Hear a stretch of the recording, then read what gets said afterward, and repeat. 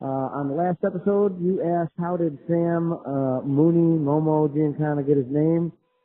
Because they called him a lunatic.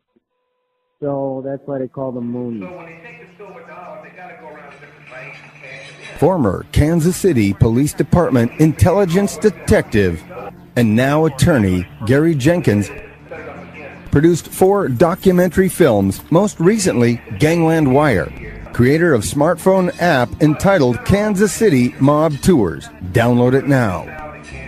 If you like what you hear, go to ganglandwire.com. Navigate to the shop page. We need you to put a hit out on our donate button. Gangland Wire True Crime Stories is produced at the Big Dumb Fun Show Studio 4.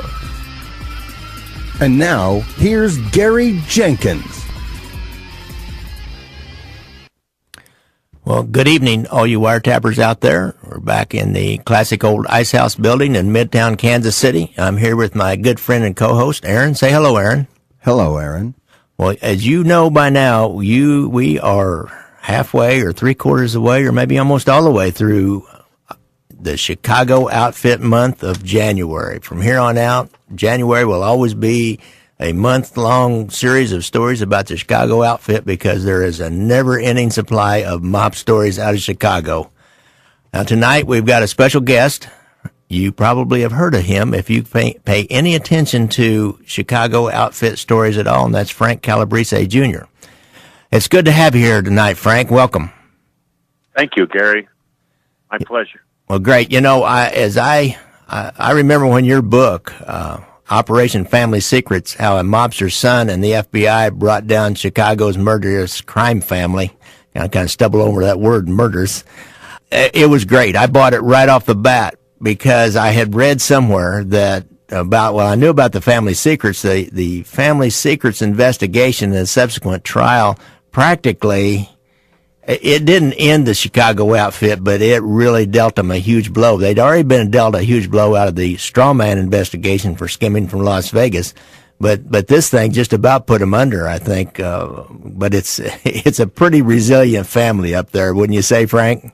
Yeah. It's it's not like it was years ago. And yes, Operation Family Secrets was probably one of the final big cases. There's not much left now. Reason being, if you think about it, the government has so many weapons now, and anybody out there with a half a brain, if they're going to look at what you have to gain and what you have to lose, it's not worth it. You can't win. You end up making about $10 an hour when you spend 10 years in the penitentiary, and then you look at how much money you made. The cost benefit analysis alone would stop a person committing crime. It'd stop me. You end up making $10 or $12 an hour, if even that. Sure, because the federal government likes to label you, and they like to put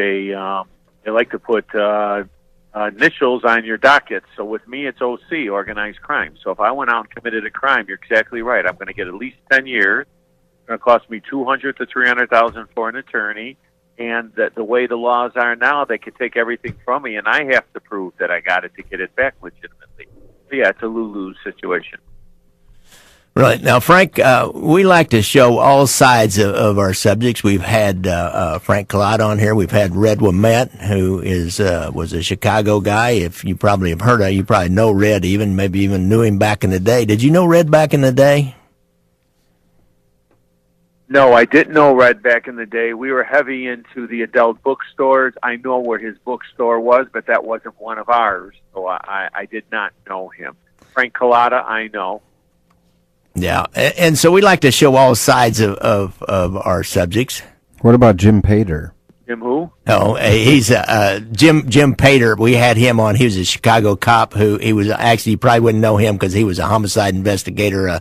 He was a guy, if you remember the 2 bodies they found in the drums in the back of a restaurant who were outfit collectors, and I can't remember their names now. He worked that case, and so we got him to do a call-in interview about the case, and we called it the janitors in a drum. Anyhow. Okay. Yeah, I believe one of them was Jimmy Marcello's dad. Exactly. He was a Marcello. I remember that. But we like to show kind of all sides of our subjects. And so could you tell us a little bit about your kind of like your childhood and your upbringing? You grew up there in kind of the near north side or west side of Chicago, reasonably close to downtown? Yeah, so my dad's side was Italian. They grew up in the Patch. Okay, grew up in the Patch, the Grand and Ogden area. That's an area where Tony Accardo came out of, the Spilaccios came out of, Joey Lombardo. I mean, just names after names after names of guys. We slowly migrated down Grand Avenue as a young family. We wound up at the edge of the city, Harlem Avenue. That became Chicago's Little Italy in the later years, in the 70s, 80s, and 90s. The community I grew up in was probably about 50% Italian. I was half Italian, half Irish. My childhood was great because, a little difference from Chicago to New York is in New York, they brought their kids into the life. In Chicago, they kept their kids out of the life. So growing up as a young kid, we really didn't see much, even though there was a lot of bosses, there were a lot of guys in the neighborhood that was kept from us.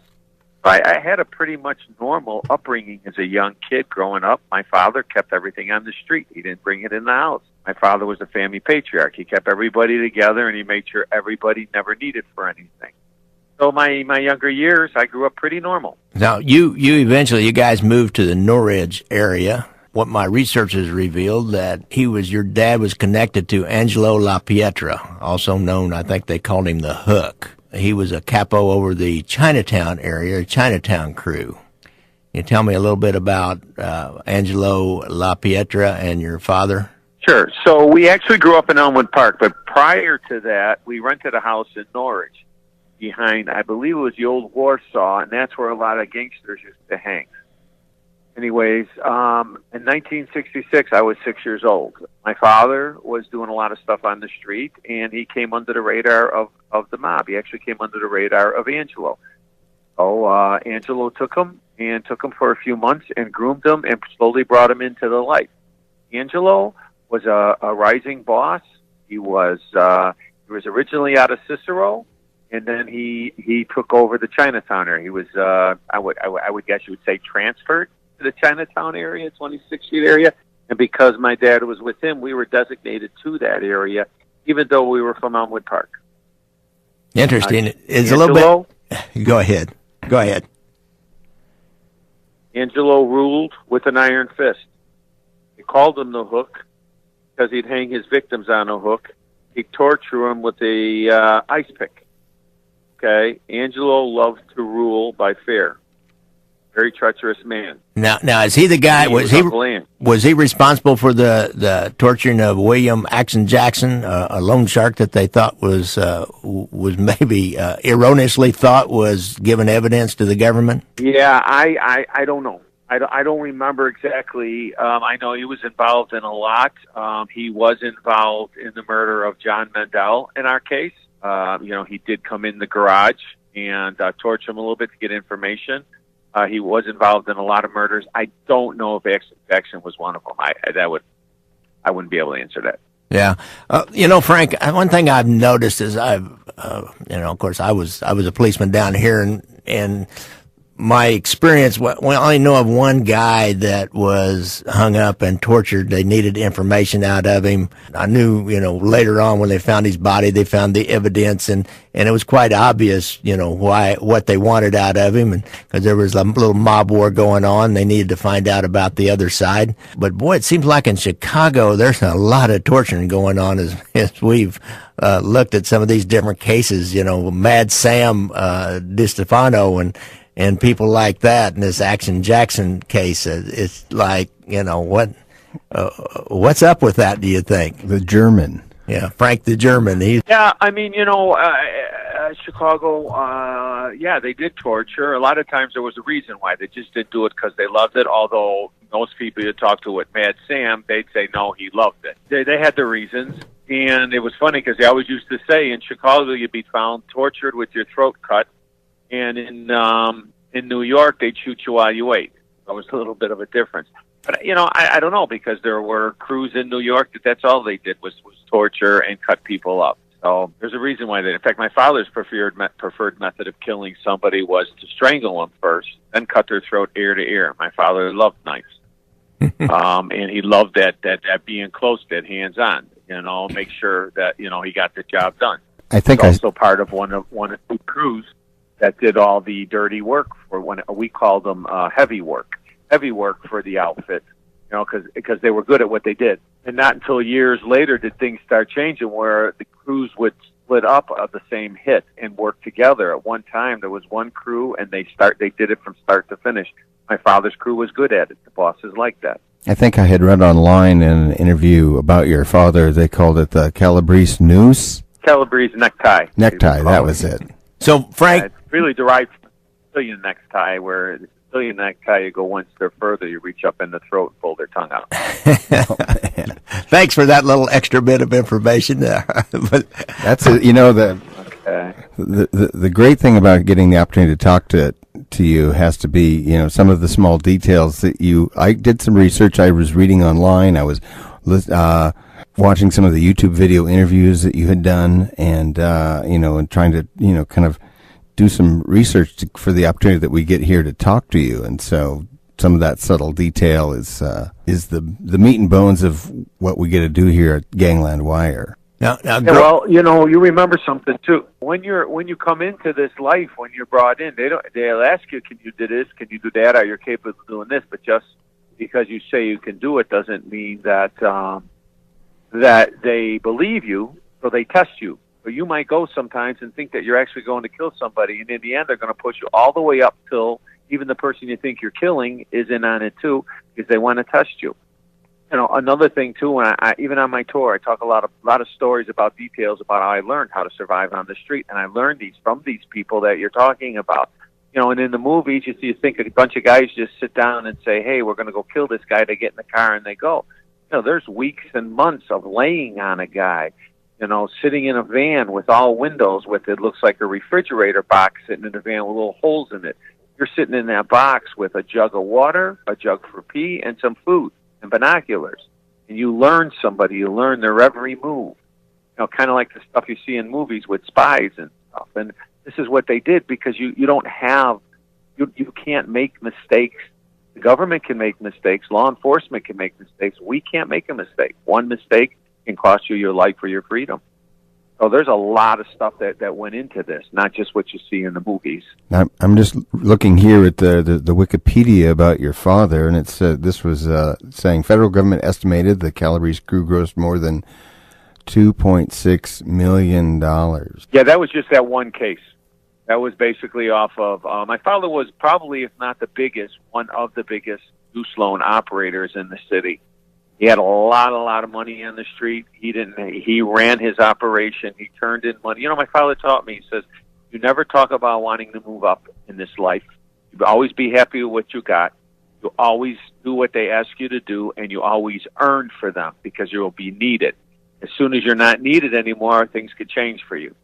So, and he lived all three of those for many years. I've seen him live it. Frank, tell us just a little bit about, you talk about a little bit, you talk there about learning from your father about this. Now, when you were a teenager, you were like a normal teenager that went to high school and played on the football team, and did you go to a parochial high school? No, I was very good in football, so the high school I went to was a Catholic high school to play football. They were one of the top teams in the state. I made the stupid mistake as a young teenager that in my junior year, I quit the team because I didn't like the coach, and I threw my equipment at him and left. And years later, I wish I would have never did that, because I really loved playing football, maybe even when we got a scholarship to college. But, growing up as a teenager, my life was normal. As I started getting into high school, little things that my father would test me or groom me, and he would give me little things to do. I actually started going during high school with my uncle, running the bookstores, collecting, and so that's when I got involved. But when I did it, it wasn't because I thought I was getting involved in the mob. I was doing it because my father asked me to do it, like any kid. Do this, son. Be a good son and do this for your dad. He needed me to do something. I couldn't wait to get done, because I wanted to go hang at the park. I wanted to play sports. I wanted to socialize with girls. I wanted to go to college just like everybody else. I never thought I would go into this life. And eventually, more and more, he's seen a lot of, him and me, and he slowly brought me in. And at that point, I bought it. I bought into it, and I was good at what I did. I was just reading some of the stuff I found online. It was just started out as simple, taking envelopes with cash and delivering them. Yeah, I wasn't 100% sure what he was doing, but I had an idea, but I was taught not to ask questions, to mind your own business. I only pay attention what he tells me to pay attention to. Well, what he was doing this whole time was slowly grooming me. Now, as a teenager, until it became the norm. As a teenager, noticing in your book that you and your extended family all lived in a 3-story house. Who all lived in that home? Kind of tell us a little bit about what that was like. Your father was kind of like the major domo. In Chicago, there's a lot of 3 flats, we call them. Okay, I called that the compound. Okay, it was a 3 flat with a huge addition on the back corner of it. Okay, and it was all family in there. Different times, different family members. At one time, my aunt, my one uncle, brother and sister lived upstairs with my grandparents on the top floor. We lived in the middle floor. My other uncle with his family lived on the bottom floor. Another aunt lived across the street, so everybody was close to the house. We had a big family room. The doors were all open to every apartment all the time, so it was very, very family-like. I grew up, it was great. It was great growing up there. Had a lot of great memories. It was probably the kind of neighborhood where you and all the neighborhood kids were out in the park until in the summertime until they made you come in at 9:30 or 10 o'clock at night and just ran the streets, I would imagine. Yeah, well, my father was very strict. So when those street lights went on, we had to be home. And if we weren't, he'd whistle twice. If you didn't hear it, you were in trouble. I'd say you'd get a kick in your rear. So, and again, in the neighborhood, there were a lot of rules, too. So as kids, we were taught those rules to respect the neighborhood, respect your neighbors, respect your elders. There was a lot of rules growing up. So, it was great. It really was. Nice, safe place to live. You mentioned kind of a subject near and dear to our heart here in Kansas City, having vacations in Las Vegas as a teenager, and you seem to have good connections out there. Chicago had great connections in the 60s and 70s in Las Vegas. Do you remember any of those? Oh, definitely. I used to go. Me and my brother used to go with my father all the time. We used to go out there sometimes with my mother, sometimes with my grandmother, my mother, and my father, and then other times I go with my father, and there were a lot of other guys out there that brought their kids, too. All the kids would hang together. The fathers would do their thing. They'd be out by the pool at the Stardust playing gin rummy, and we'd all be swimming in the water, and in the pool. And, yeah, I remember Vegas very well back then. I was just a kid. I knew Tony Spilotro. I knew Michael Spilotro. I know Dr. Pat was my dentist for many years growing up, the oldest brother. It's ironic because Dr. Pat was actually the toughest of all the brothers, and he was the legit one. But, I do remember a lot of Vegas stories. I used to get a big kick out of everybody getting paid under fake names, and we got a big kick out of it with kids. We didn't really understand why, other than they didn't want anybody to know that they were there, what we were told, but we never questioned it, Many years, my dad told me that at one point that he might have had a opportunity to go out there kind of like Tony did, okay? There was an opportunity on 2 ends. There was one end, the opportunity through the mob, to go out there and move out there. And then the other opportunity was my uncle Ed Hanley was the International President of Hotel and Restaurant Employees Union, which ran every hotel in Vegas. And my uncle wanted my dad to come out there and work for him, the union out there. My dad did not leave. He said, I passed on all of that. His concern with working for the union was he wasn't really good in school because he only had an 8th grade education. So that's what he passed on that. But years later, I think he always kind of wishes maybe that's the route he would have went. He'd probably still be around now and probably have $150,000, $200,000 pension and be retired. Made all the difference in the world, didn't it? Aaron, you got a question? Yeah, I was just kind of curious if you ever, when you were in Vegas, got to eat at the Upper Crust. Upper Crust. I know that sounds so familiar. I just don't remember if I did. That was Frank Culada's place. That was probably after, he probably had that after you were out there as a teenager. More than likely, probably. Yeah, I mean, because I'm talking about the late '60s, early '70s when I was a young kid going out there with my father. I didn't go out there till the '80s again, without them.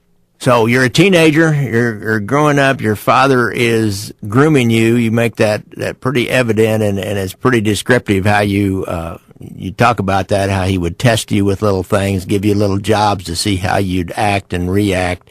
You kind of struck out on your own, reading in your book that you committed a burglary in the Elmwood Park area.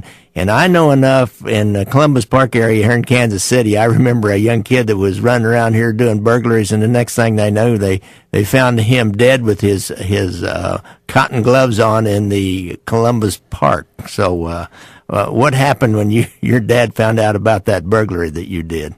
Well, one thing I found out that I had in common with my dad was I loved to steal. I stole as a kid in grammar school, and just for no reason whatsoever, I don't know what even made me do it. It wasn't like I was needing for anything, so I did it. Ironic part was that when I came home with my little sack, I did it like watching out of a movie, right? And my little pillowcase sack, I came home, I hid it somewhere, and in middle of the night, my dad wakes me up. It's my dad and my uncle there, and they're holding it. And I'm like, wow. I'm thinking, how did they find that like that, And I'm just kind of dumbfounded. Well, here I hid it in the same spot that they were hiding all their bookwork. So, actually, but yeah, my father sat me down. He told me, what happens to people that steal in this neighborhood? It's a no-no. He wanted to sit me down and find out why I wanted to steal, what made me think about it. And for the first time ever, he grounded me for a couple of weeks. Prior to that, most of the time we would get either the belt or a kick in the rear or a slap in the back of the head. And that was the first time I ever got grounded. And you know what? It really bothered me because many times I was like, oh boy, I probably would have rather got slapped or kicked or got the belt because it'd be over with after a while. So, he told me you can lose your hands for stealing in this neighborhood, maybe even your life. Yeah, that's a huge no-no, I think, in every ethnic Italian neighborhood in the United States. You do not. You're going to steal, you better go outside the neighborhood. Talking about your father grooming you. When is one of the first things, one of the more important things you remember that you realized he was grooming you? And I guess in a follow-up or maybe a pre-question, did you ever have like the talk about? I noticed Tony Soprano did that with I think his daughter Meadow. Kind of the talk about what Dad really does. Did you ever have that talk? My dad wouldn't give you any information. It was more of a need to know information. So as a kid, I had an idea, but he never sat down and told us. In fact, I remember being a young kid in grammar school and saying, Dad, I got to go to school. I got to do a report on what you do for a job, and I don't know what to tell him. And I remember, and he said, I'm an engineer. I said, you mean like trains? I never seen you drive a train. He says, no, operating engineer, Local 150, and I was like, oh, okay. And I asked him a few questions about that, and what he told me, I just said, okay. So he told me what to do. I didn't question it, because that's the way we were taught. That's the way we were brought up. Mind your own business. If you have a question, ask, but there were certain things you wouldn't ask questions about. Now, I'm 12 years old in 1972, I believe it was, when Godfather came out. That's when we got an idea of what my father did. Okay, and when I say an idea, as a young kid, you 12-year-olds, you think you know, but really you don't. But I had an idea that my father is not like some other fathers here of my friends. But then there were some friends of mine that their fathers were the same way. We kind of knew it, but we really never talked about it because, we really didn't care that much. We weren't really impressed with what they did. All we knew is they provided for us. They told us if we got in trouble, we were going to get a beating. They told us, go to school, you better get good grades. And they told us to be respectful around the neighborhood. So we just did what they said. I have to tell you that I grew up in South Dakota, and it sounds like my father, and he was an engineer too. But he was a mining engineer. But he wasn't a real engineer. He was a mining engineer. He was a mining engineer. It's a little different than an operating engineer. What is an operating engineer? I believe that they like drive heavy equipment, handle heavy equipment. Isn't that what the operating engineers union locals are for? Heavy equipment operators. Yes. That's probably exactly. That's exactly correct. That's why they might have wanted to have him go out to Vegas and run that. That would be a powerful position to be in. Working in a hotel employees union. Yeah, that would have been nice for the outfit to have somebody in that union, because that's especially the Chicago outfit. They have infiltrated a union or two, a la the Teamsters. Yeah, Definitely. Well, for many years, how many times did Accardo and my uncle Ed Hanley have to go in front of U.S. Senate committee, but, nothing ever came of it. My uncle ran that union well, even though, it was alleged to have crime ties for many years. Heck, my uncle on my Irish side came out of the Cicero local. So, go figure that, right? Really? You were a pretty good boxer, Red. Tell us a little bit about how you got into boxing.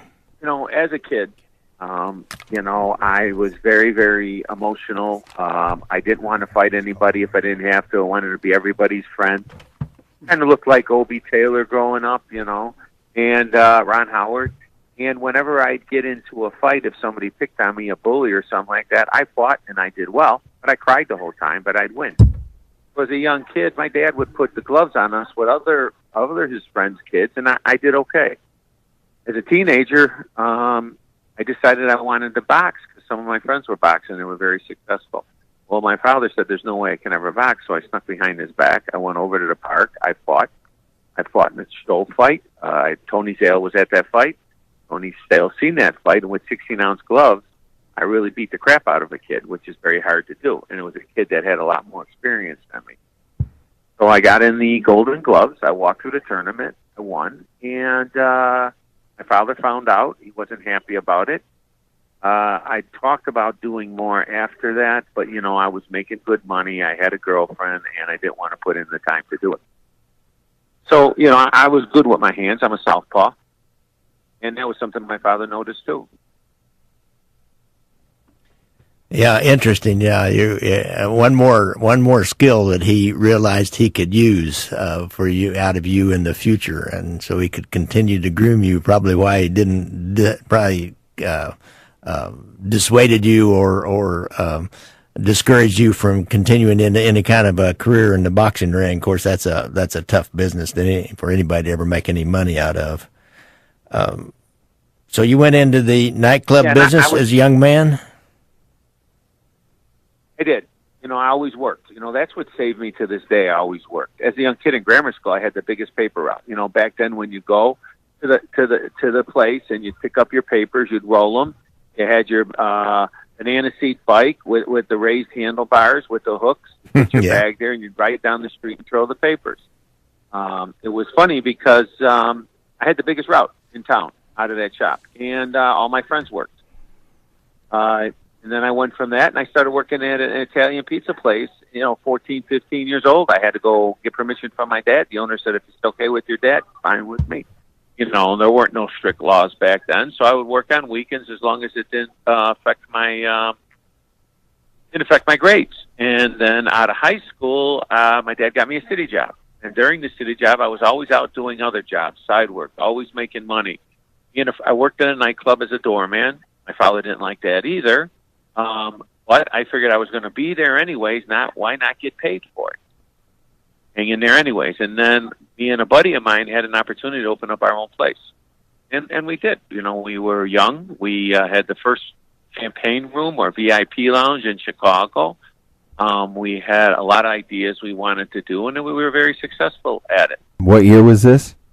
Oh, in the early 80s. So was that one of those rest street bars that I've heard about that are so popular with all the young professionals from downtown? We weren't. We were out on. We are on the west end of the city.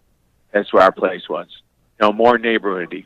So at some point in time, you're running this nightclub and you're getting in your 20s and becoming a man. At some point in time, Frank Sr. brings you on in a little closer into his loan sharking business, which was huge at the time and got bigger and bigger all the time. And I guess he probably worked hand in glove with gamblers to know who needed money and who owed money and who didn't. Oh, by the time I had the nightclub in my early 20s, I was already working with my dad. I was more so doing a lot of his book work, sitting with him, learning the book work. Actually, that's how I learned all my math, with interest and principal, percentages and all that was from my dad and working on the street. I wasn't good in school at math. But, I actually worked a job worked at the nightclub, and also helped my dad and worked with my dad. So it was like having 3 jobs. When my dad first found out I wanted to do the nightclub, again, he wasn't happy with it. And after a while, he actually would use it as a meeting place to meet some of his guys in the basement because they can come in the back door and leave. And it was a big basement, so they can go anywhere in the basement, so it was hard to monitor anything, you know. So the club was actually going well until the guy that went partners with me and my partner was Jimmy Marcello's nephew. So it was me and my partner, Johnny Eliotto. And when this guy found out who my father was and who Jimmy Marcello was, he got kind of nervous and just locked us out of the place one day. So we had a big issue with that. But I think he thought we were going to take everything from him, which we would have never did. We were going to give him a fair shot. So tell us a little bit about the Frank Calabrese Sr. Loan sharking business. How did that work? My father had, you know, there's a few traits that they look for to bring to when you come into the life. You know, an earner. Can you handle yourself? Tough, and you know, a lot of them are thieves at some point. My dad built his loan sharking business stuff. My dad was a good businessman when it came to that. You know, he'd take collateral. He wouldn't bury anybody. He had a whole list of questions when you borrowed money. And he was smart because, you know, in the movies you see if somebody doesn't pay the money right away, you're going to hurt them or put them in the hospital. And my father's philosophy was, if I do that, how are they going to pay me my money? So my father was pretty fair. If you really couldn't pay the money and you were having a hard time, so say you borrowed $2,000 at 10%, and you know you were paying so much a week, and all of a sudden you couldn't pay anymore. If you were having problems paying, he might take that $2,000 and say, "I'll make it $4,000. Roll me $4,000. It's all principal now, and pay me every week. What can you afford?" If the guy said $25 a week, my dad say, "Okay, $25 every week will come off." As long as the guy made a good effort to do that, my dad was fine with them. It was the guys that were gambling or doing stuff wrong or avoiding him.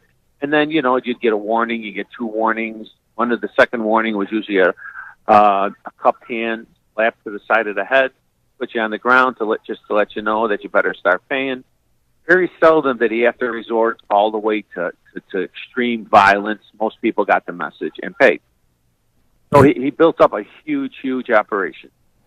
You know, and there's really no use. It's kind of counterproductive to actually kill a loan shark customer, because as long as you just stay on them, you're probably going to continue to get paid. May not get it all as soon as you want it, but if you kill them, then there is no money unless there's some kind of insurance policy somebody's taking out on them. But most of the clients that my dad had were successful businessmen, and when they just needed money quick. You know, $10,000, $20,000, $50,000, and they paid all the time. And we had collateral too if they didn't. Okay, so he did not get a lot of bust outs. He made sure he was only going to give money to people that were capable of paying. You know, my father's philosophy was don't bury somebody either. He says you bury a legit guy. He says, and you make him give him all your money, and he goes home to his wife, and his wife asks where the money's at, and he says, well, I have to give it to Frank Calabrese. He goes, who do you think's the one that's going to call the FBI? The wife. Then you're going to cause problems. Why do you want that? So he had a great system. He really did. Even with booking, too. You know, he'd give you permission to bet 2 things you couldn't do. Okay, first he'd give you a number of how much you can gamble. And number 2, if he found out you were playing with anybody else, that was a big no-no. Well, and then he was actually, I guess the term is here, you'd find online, whistled in by Angelo the Hook LaPietra. Oh, you know, you start doing stuff on the street, and people start noticing you. And, you know, they noticed what he was doing, and they gave him a choice, you know. Well, they didn't give him a choice. They told him, no, you're with us. And my father knew it, you know, and he went with it. So, you know, and then Angelo gave him money to borrow to put on the street, which he paid him back. I just said that Angelo probably had ability to lay off bets as well. Yeah, well, that was, you know, that's part of the whole part of the booking. Yeah, you know, I was talking about more so for loan sharking, but yeah, for booking, yeah. I mean, there was a whole procedure you did. You had places to lay off. You know, it was very organized. It was very well organized for a while, and they tried to organize it more and more all the time. Years, you know, percentages and everything. After a while, I remember when I was involved. After a while, you know, so many guys would try to sneak a few guys here, sneak a few guys there. So finally, my father said, that's it, street tax. Everybody's paying a tax. I don't care. You're gambling. You know, this is what you're paying. Most guys pay $1,000 a week. This way, I get my $1,000 a week from all these guys out there, and I don't have to worry about what they do. Win, lose, I don't care. I'm getting $1,000 a week every week. They pay me. I'm just thinking about all those. The few times I've gotten the opportunity to be in Chicago, and how many hot dog carts are just there, and you never think, like, I might not be making money just on hot dogs. Yeah. Taking bets, yeah, that was a huge deal. And that street tax thing that they came up with in Chicago, that kind of gravitated to other cities, too. It was... and getting them all organized. I read something that one of the bosses said, I want everybody organized like they had back in the old days during the Prohibition. So they lined up all the bookmakers and just charged them a street tax. And the porn shops, too. That's what I read when Matt was paying like $500 a week or something to Frank Suisse, to Joey Lombardo, actually. So it was a pretty efficient organization. Same thing. I was just going to say another thing they had was you had to turn in a list of who your players were, because bosses wanted it so that these players couldn't go and play two or three different places and cause problems. So once you gamble through somebody, you belong to them. You couldn't go to somebody else, and and if they found out you went to somebody else, now you can have a problem. That's why everybody paid. Yeah, everybody pays. Yeah, well, if you're going to end up on the hook, yeah, you don't want to end up on the hook or the other. You know, Frank, that's one of the things about the mob I've noticed in all cities, Kansas City, Chicago, other cities, is they have this proprietary interest. If you're with somebody, it's like you're with me. I own you. You don't do anything unless I approve of it. Once you go in under somebody, and it's like that in every city. I guess it's a way to keep control. You're theirs for life. Yeah, and you got to remember something too. Okay, all right. You have a successful business. We're going to find you, and we're going to make you our partner. You have no choice. You know, in the movies, everybody thinks it's this great big loyal thing, right? Like everybody's, I want to be part of it. No, I've had guys tell me on the street now that made tons of legitimate money that were around when Angela was around and my father was around, a lot of those guys. They says, you know what, Frank? Things are a lot nicer now. And what they meant was, we not have somebody that we, guess what? You're my partner now.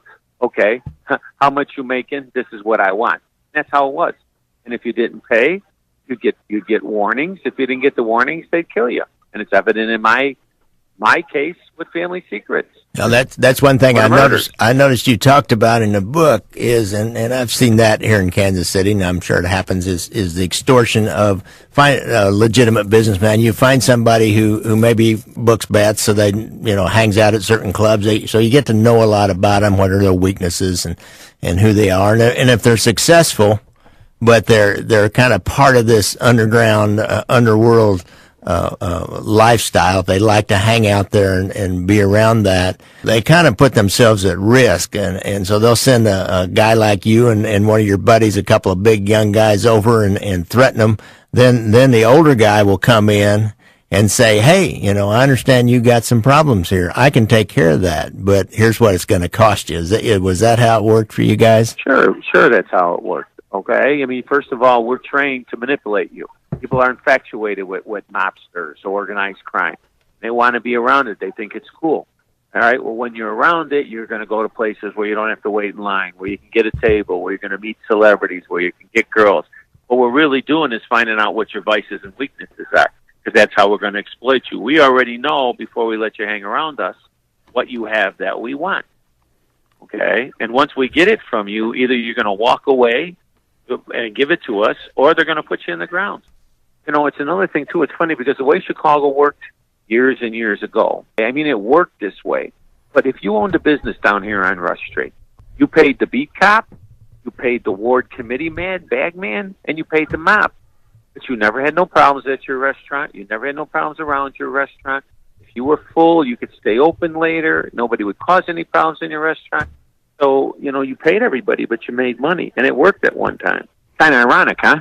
Yeah, really. It's it sounds like Kansas City in the 30s and 40s and 50s, and by the 60s it started turning around. It took a little bit longer for Chicago to turn around because the outfit was. I once put up I got a picture of a table of organization of the Chicago outfit in the 70s with Accardo at the top and then IUPA right alongside there. You never really knew it for a while. I think IUPA was more like the out front guy, and Accardo was really the boss back behind. But it had all the different crews, Chinatown and Elmwood Street and or Elmwood Park, and what was it, Grand Avenue and Taylor Street, and all the people underneath all of them. And then I put one up of Kansas City. It was like, oh my God, it's a joke down here comparatively. The whole mob in Kansas City isn't as big as one of your big crews up there. Uh-huh. Yeah, I mean, it was run, they say that Chicago, the way Chicago was structured was they learned from all the mistakes that New York made with the 5 families. That's why they wanted one. Chicago was more underground, blend in with your surroundings. New York still went to the social club on the corner and waited for the boss to come. They were very in the open, whereas Chicago was like, times are changing. After they went through everything we're doing the bootlegger wars, they had to change. You got to remember, once the FBI came in, things changed. So they had to change. They had to change with the times. There's no more prohibition. How do you make money? And Chicago always found ways. Labor unions, Las Vegas. I mean, look at Tony Accardo. He had the vending companies with, people nowadays don't understand that, cigarette vending machines made huge money. And back then, all the slot machines in Vegas all came through Accardo's company. But they were always looking for more legit ways to make money, more legit ways to blend in with your surroundings, more legit ways so people would say there is no more mob, that left with Al Capone. That's what we wanted people to think. One thing you talked about out there that I really found and really resonated with me and is like, oh yeah, that makes sense, was when you were talking about blending in, when you talked about some of your father's instructions and how you guys conducted yourselves, what kind of clothes you wore and the cars you drove and how you blended in all the time to not be noticeable and to, you didn't wear the tracksuits with a big gaudy gold around your neck and hang out on the street in front of the social club. So tell our listeners a little bit about that. I found that really interesting because it was just like that in Kansas City. Well, again, you wanted to blend in with your surroundings in your neighborhood because remember, when the FBI wants to find out about you, the first thing they do is go talk to your neighbors. Now, naturally, you don't know that because your neighbors ain't going to come and say, oh, the FBI just sat down with me and asked me a bunch of questions about you. Because that might not be the smartest thing for them to do. So you want your neighbors to perceive you as somebody that you're really not. You're the best neighbor in the world. You're a good family man. And you're getting on the street. We don't meet in restaurants. We don't talk on the phone, okay? We walk in the cover of darkness, in the middle of the night. If I'm going to meet you today and we're going to meet again next week, what I'm going to do is we're going to set up the location today. Why talk on the phone? When we talk in code, we use opposite gender. We use code names. I mean, I've had like 5 nicknames. The name was constantly changed, sometimes in one conversation. Smiley, Junior, Bad Sack, Murphy.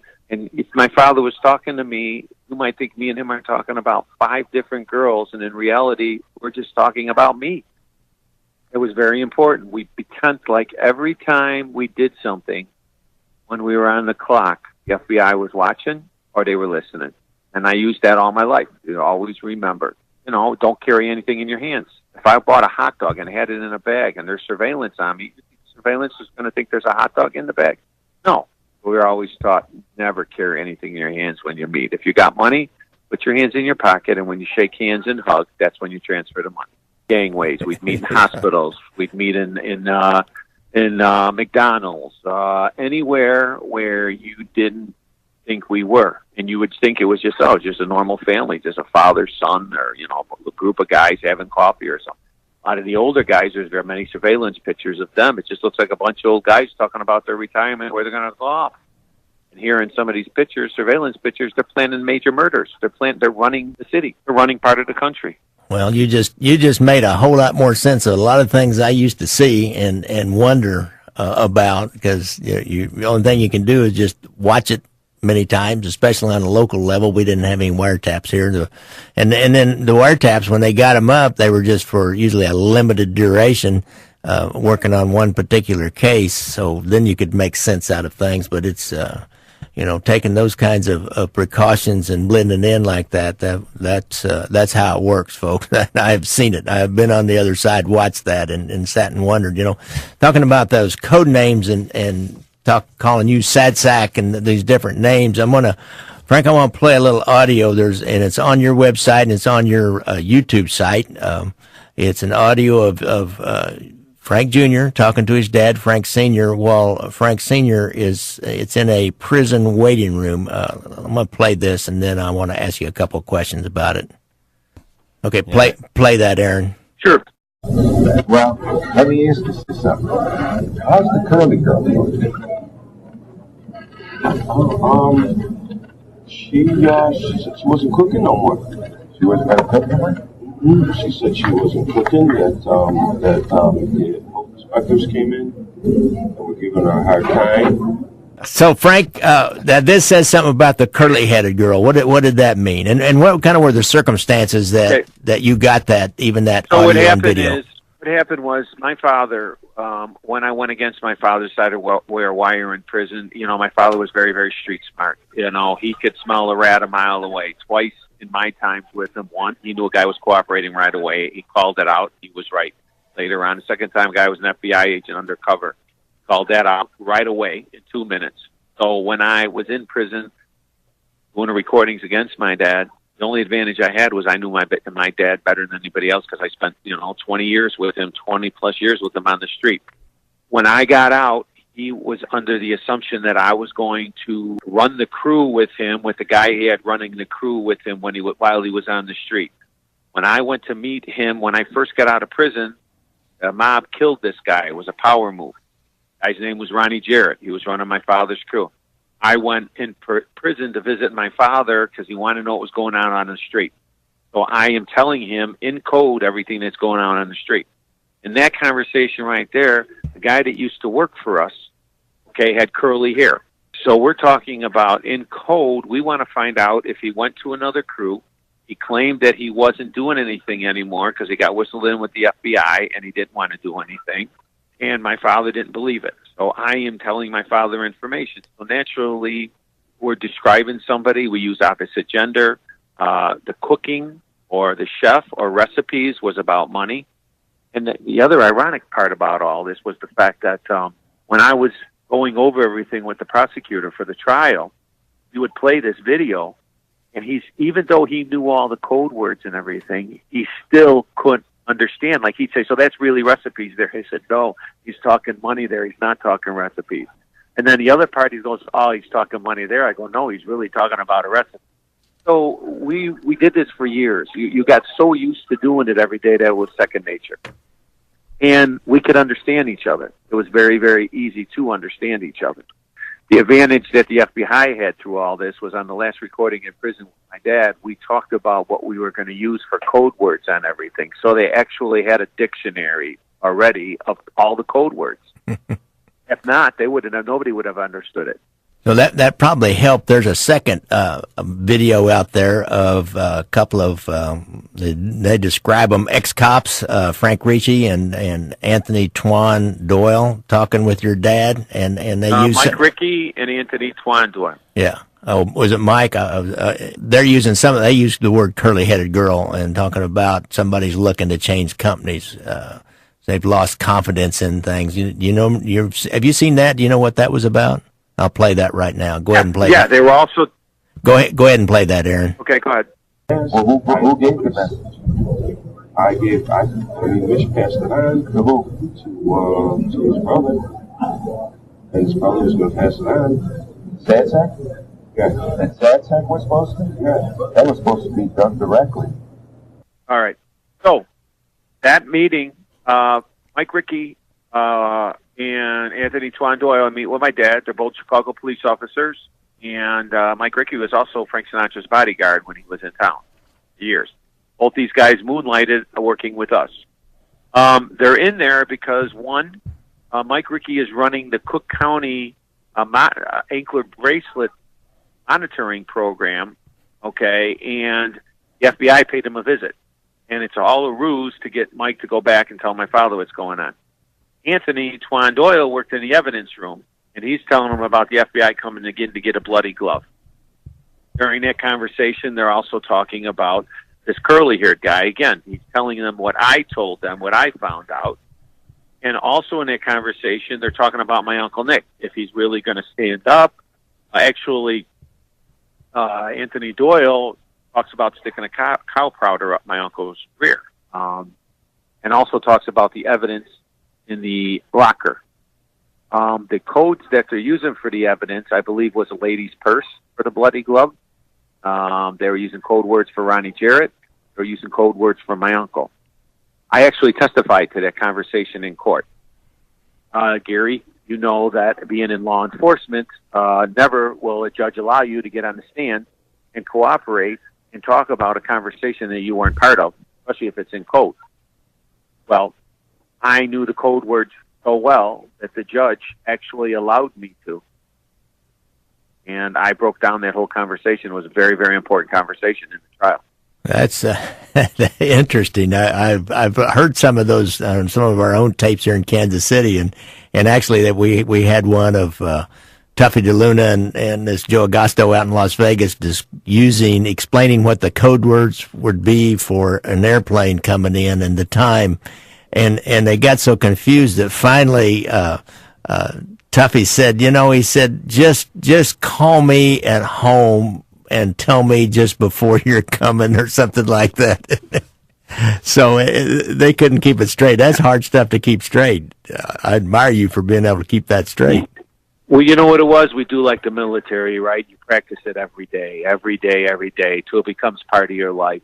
Another thing my father taught me real quick, okay?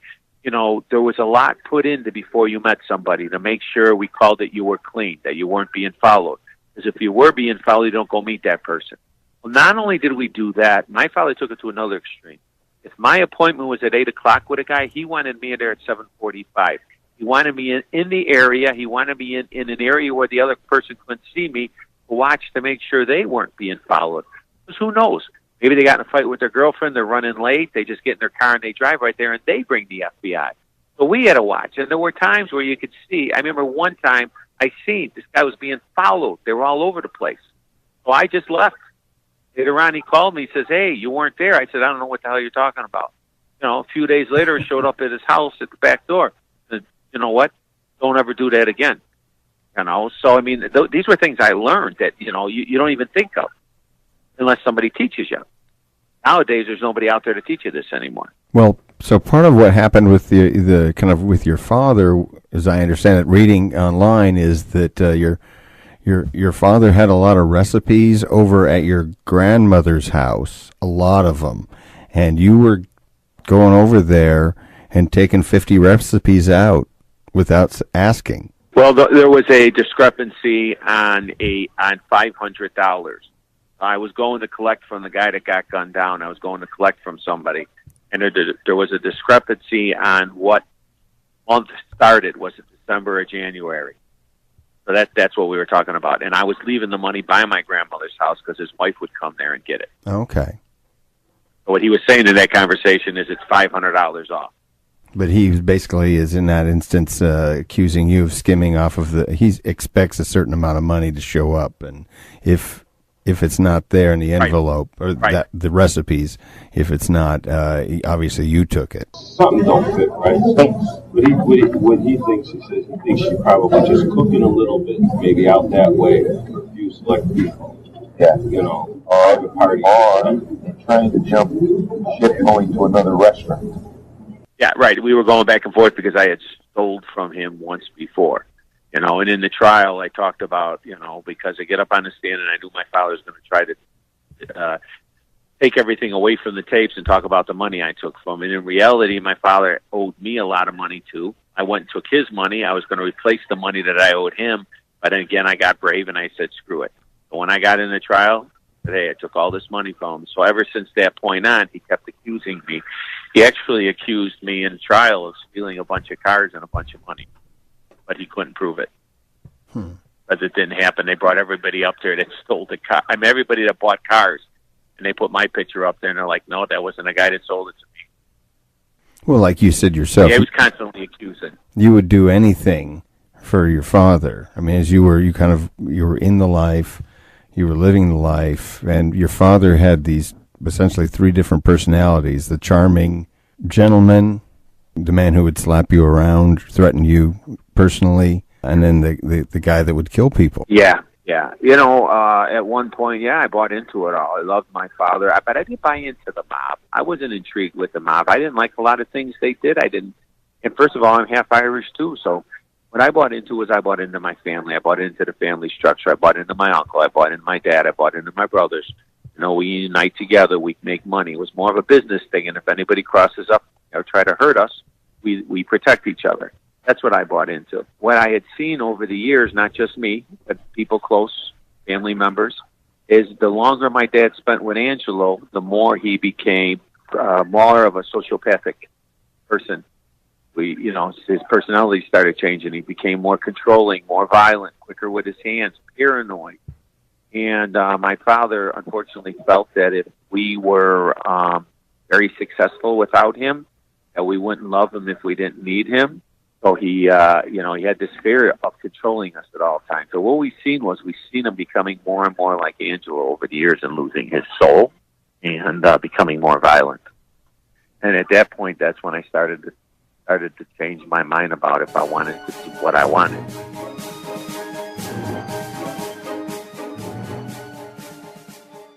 Frank, this has been great. Invite you back for a second episode, and we'll discuss the Family Secrets trial and your Uncle Nick, which we have not talked about, who ended up testifying himself. And I also want you to tell the listeners about the Chicago Outfit mob tour that you run. Take them on a kind of an overview of that mob tour. Would you be willing to do that, Frank? Sure. All right, sure. All right, fine. Great. Aaron, I'm going to finish this off, Frank. I do a little public service announcement. If you have a friend or relative with a problem with drugs or alcohol, make your first call to First Call. Call 816-361-5900 or go to their website, www.firstcallkc.org. What do you got to say to that, Aaron? I got to say, folks, you need to subscribe to Gangland Wire on the iTunes, because you're going to get great interviews like this one with Frank Calabrese, and you're going to want to know when the next one comes out.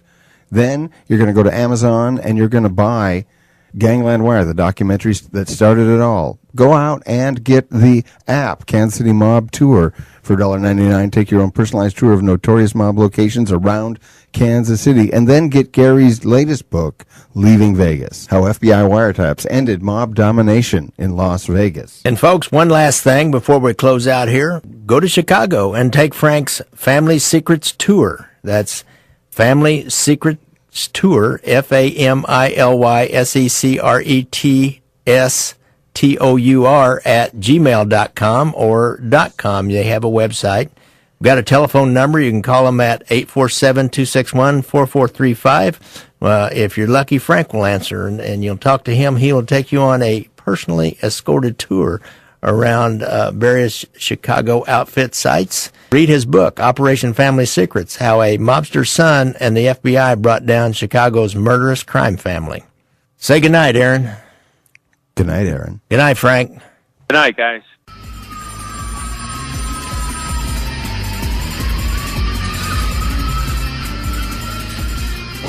Music provided by Odd-O-Matic. Follow them on Twitter at Odd-O-Matic Music.